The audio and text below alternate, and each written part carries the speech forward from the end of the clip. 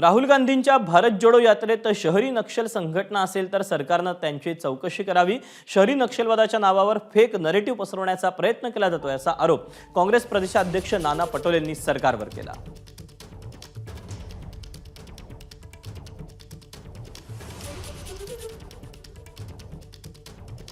हे स्वतःच गृहमंत्री होते देवेंद्र फडणवीस आणि ज्यावेळेस राहुलजीची यात्रा आली त्यावेळेस समजा अशा अँटी सोशल मूवमेंट असेल तर त्यावेळेस काय सरकार झोपलं होतं, राज्याचे गृहमंत्री त्यावेळेचे झोपले होते। आता तुम्हाला 1 वर्षाच्या नंतर या सगळ्या मूवमेंटची आठवण येते। रिपोर्ट असेल तुम्हाला थांबवली कोण आहे? तुमच्याच हातात सरकार आहे, थांबवली कोण?